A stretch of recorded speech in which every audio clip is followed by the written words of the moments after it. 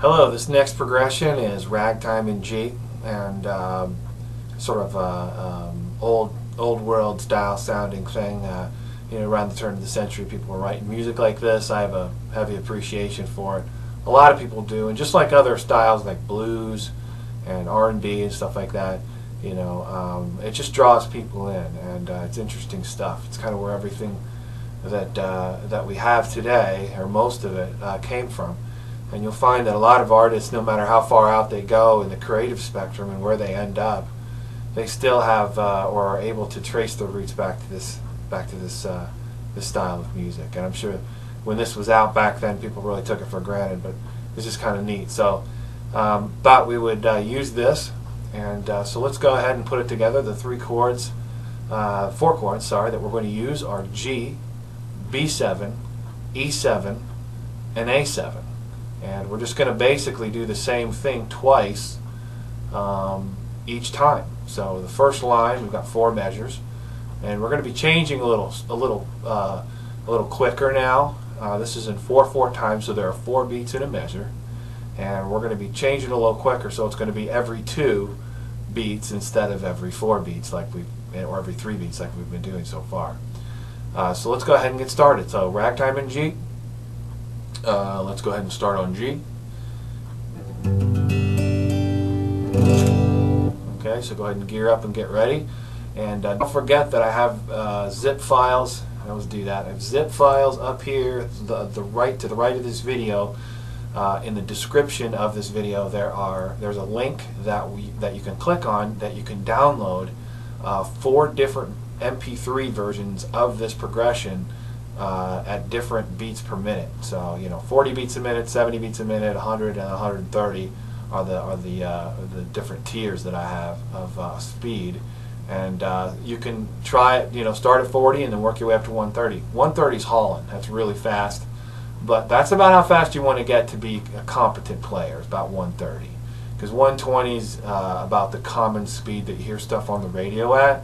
So 130 is just a little faster than people are used to, but it's just enough to kind of boost you up into the upper stratosphere of that average. So you'll be just a little better than the next guy. Not that speed has anything to do with that.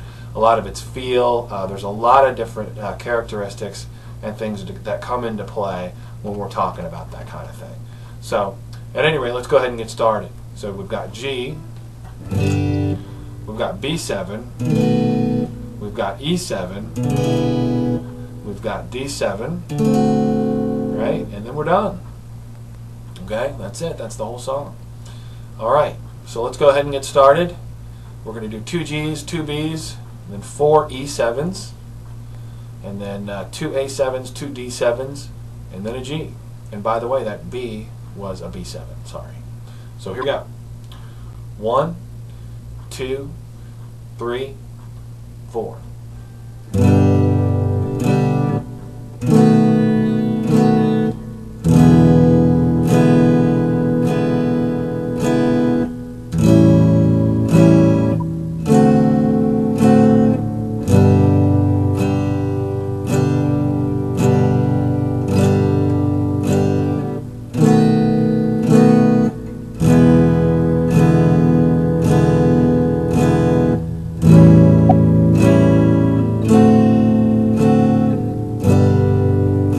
Up, good job. Let's go again. Here we go. Here we go.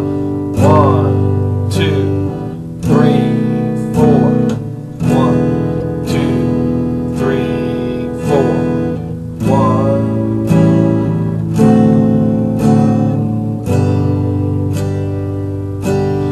Again. Here we go. 1, 2, 3, 4.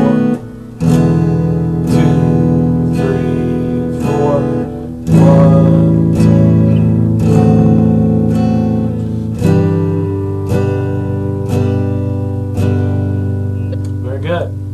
Kept up, awesome. If you didn't, if you're having trouble keeping up with me, that's fine. I've been doing this a while. Cut yourself some slack, watch some other videos, and watch our music theory section, because you know what, if you really understand music and you understand what's going on in the background, componentry and everything, it really helps to get you excited about it. It's just like, it's like trigonometry or something. You don't really get it, you just kind of run the formulas. Well, if that's what you're doing with music, you're going to get bored really fast and you're going to get burned out. But if you really understand it, it absolutely makes a difference between really getting it and being excited about it and just kind of just doing it as sort of a hobby, which maybe some of you are doing as a hobby. But to really understand it is really a beautiful, great thing. So anyway, this is Stu Johnson. We just did Ragtime in G as putting in a practice exercise, sort of a conglomeration of the stuff we've done up till now, sort of a stopping point. There's going to be one more after this. She's a big progression.